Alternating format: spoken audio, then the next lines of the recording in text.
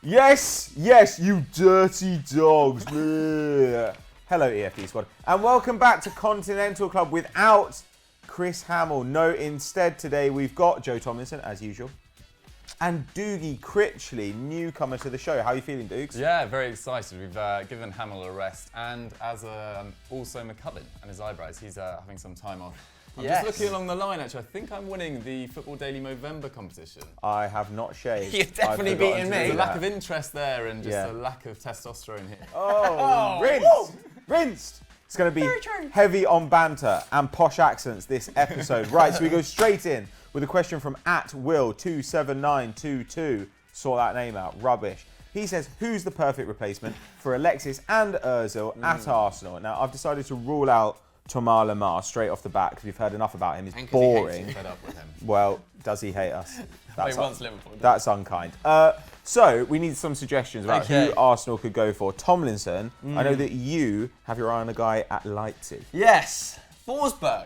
I was a little bit surprised Forsberg wasn't linked with major moves this summer, to be honest. In the same breadth that Naby Keita was banded about as an incredible genius in midfield and could do everything on the pitch, and everybody wanted him. Liverpool got him, and there was much excitement amongst the Reds, rightly so, because what a signing that is. But two other players at Leipzig last season, I think, not they slipped under the radar, but in Timo Werner and Emil Forsberg, I think there were two players that were phenomenal youngsters that, well, Forsberg not really a youngster as much, is he? But Timo Werner, certainly a youngster that didn't get as much credit as he should have. And Emil Forsberg, I think, is a really, really underrated superstar in the Bundesliga right now. Yeah.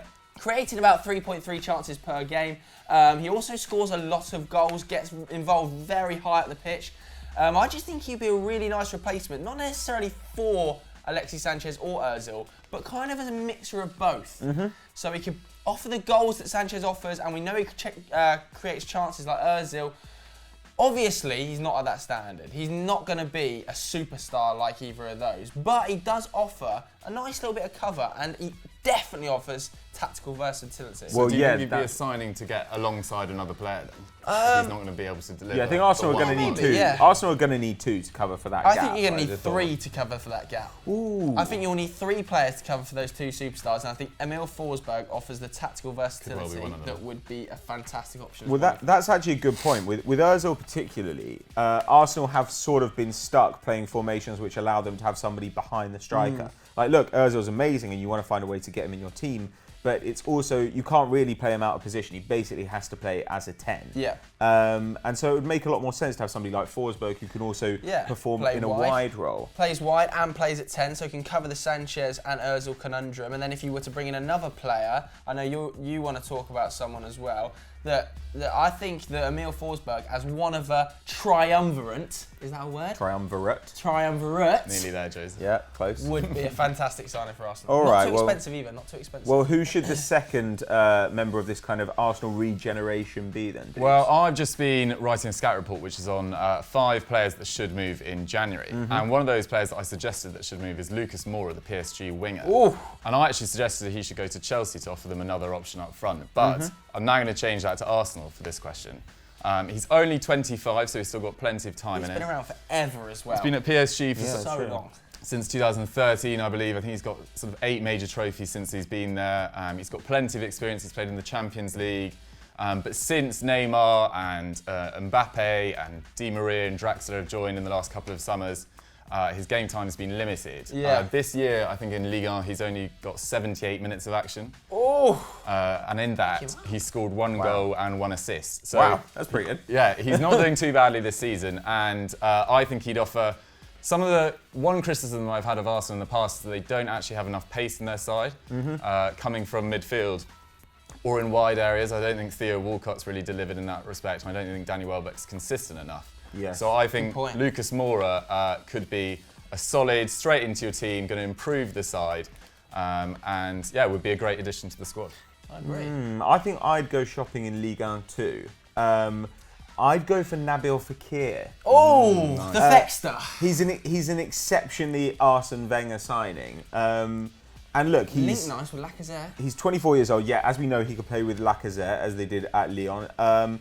Having come back from that cruciate ligament injury, He's now in absolutely unbelievable form. So far this season, 11 goals and 4 assists. Did you see him in do his 11 little games. shirt thing the other He day? loves Oh, it, doesn't he? so He'll good. miss So it. controversial. It was Doesn't so it? good. But he's kind of like, he reminds me in some ways of Alexis Sanchez, in some ways of David Silva. I mean, this season he's been much more direct. Like, he's shooting a lot more. He's shooting as many times in the box as Sanchez is. He's actually dribbling a lot, like 4 times a game, and with a really high success rate. So he's more dynamic than I remember seeing him before, when I thought he was kind of the guy who floated around and created opportunities for Lacazette. I mean, the ability to both provide and score himself is something that that Arsenal, I think, need more of. Like with Ozil, I'm such a big fan of Ozil. It sounds like I'm not, but with Ozil, because you know that he's always going to look to create opportunities for other people, it makes him slightly more predictable in a way.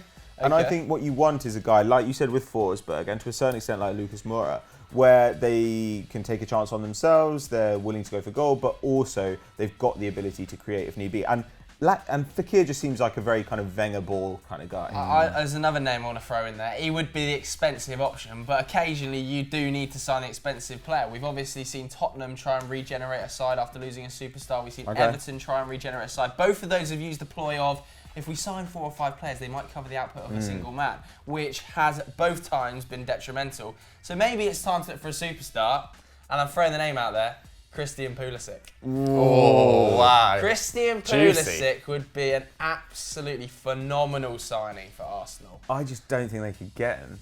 Like Why? all these players we talk about, like yes, Leipzig are in the Champions League at the moment. Lyon probably will be as well, and Arsenal probably won't be. But on the other hand, Lyon and Leipzig are not as big as Arsenal. Like Arsenal can offer them more in wages.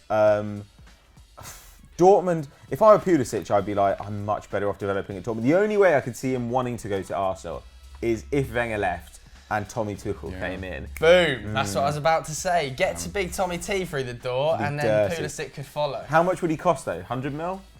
At least, yeah, I'd say. Like 130 mil for Ousmane Dembele. I think 100 mil for Pulisic. Sounds Mate, about right. that's the modern transfer market. Like I said, Everton and Spurs went for the tack that you're potentially going to employ. It didn't work. Maybe it's better to splash the 100 mil. Realistically, maybe though, that's what's going to happen in this transfer window is going to get to the final few days, and City, because they don't need Sanchez in any great rush, they're probably not going to bid to the last few days, test their resolve with 25 million, and then Arsenal will either take it or either turn it down. But the likelihood of Arsenal actually breaking out the bank and spending 100 million on Pulisic is minimal. The guy hates getting his wallet out. Yeah, well, we say that, but there was big bids going in for Tom particularly in Lamar. January. Yeah, and I actually think Pulisic is a much more exciting talent than Thomas Lamar. But would Pulisic do a Lamar and then reject you for Liverpool? That's not what I heard Oh, happen with here we Lamar. go. Get the Gooner visions There's so many out. different versions What are you of that story, talking isn't about? Well, this is your thing where you're like, he rejected. Like, did he? He's been that's dropped. not what he said, and that's not what all the players. Wasn't What it? did It he was say? dependent on He Sanchez said that leaving it was just anyway, like so- 2 last minute, and it was dependent on Sanchez going. So shut your mouth. Reel Like, him in. look, I think the other thing that Arsenal could do as well is maybe take some gambles on some young prospects. You know, like Malcolm from Bordeaux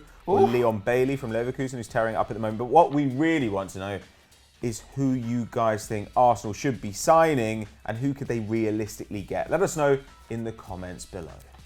Question number 2 comes from @Laurie_Ketola, and she says, why do Premier League clubs rotate the same old managers over and over again? Pulis, Moyes, Big Sam, all those sorts of people. Why is the step to take a little look outside the normal pool of talent, for instance with Marco Silva, why is that so big for Premier League clubs? You want to take Moisey, Sunderland fan, dude? Yeah, I'll start with this one. I think decisively it's a lack of vision from owners.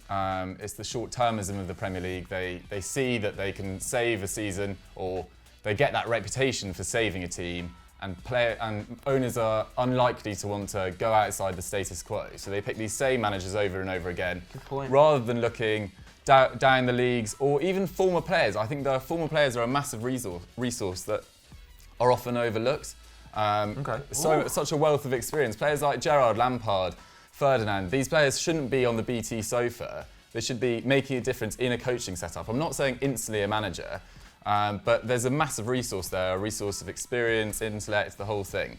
But I'm going to start with Moisey. I think Moyes last season was the biggest idiot in English football, frankly. Here we go. You don't say after a week of joining a club that was set for a relegation battle. He looked like he was I forgot haunted. he did that. That was great. He was haunted by his past experiences, and it transcended down to the players, and we never even looked like we were going to stay in the Premier League.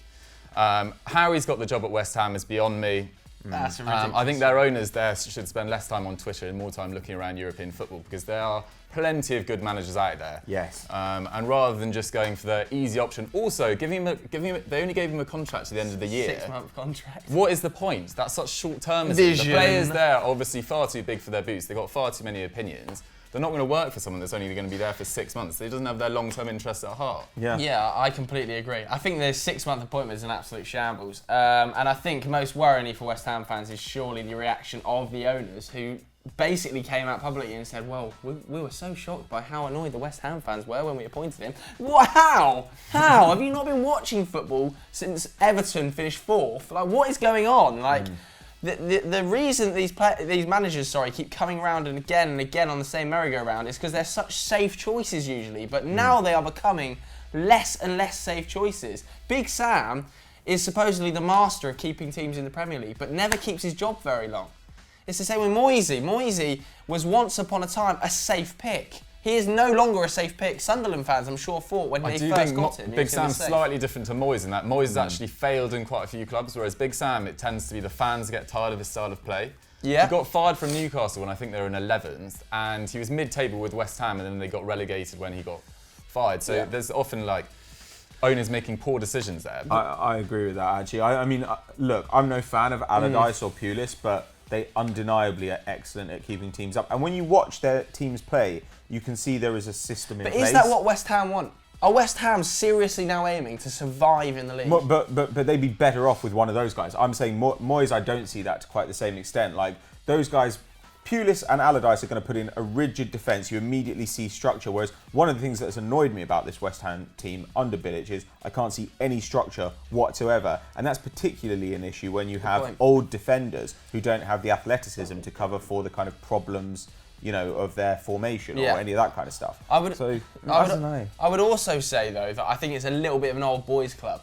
Yes. I think that the managers all know the owners know the managers, and also the manager and the owners know the press. The press funnel all of the rumours that the owners want and that the managers want straight to you guys through their newspapers. And if you look at the analysis of these said managers, they're all sort of white 50 to 70-year-old British managers that keep coming around again. 8 of the last 14 Premier League appointments have been British managers between the ages of 50 and 70. It's absolutely insane. And the owners have good connections with them. They know their agents. They know how much it's going to cost to get them out of a club or how much wage they're going to want. It's the easy option for them because they know that there's not going to be too much backlash. Lads, so moving on the discussion slightly. Yes. I know he's just been fired from Everton and it probably wouldn't be the most popular choice in the British social media world that we live in right now. Yeah. But I think Ronald Koeman would have been much better fit at West Ham than David Moyes.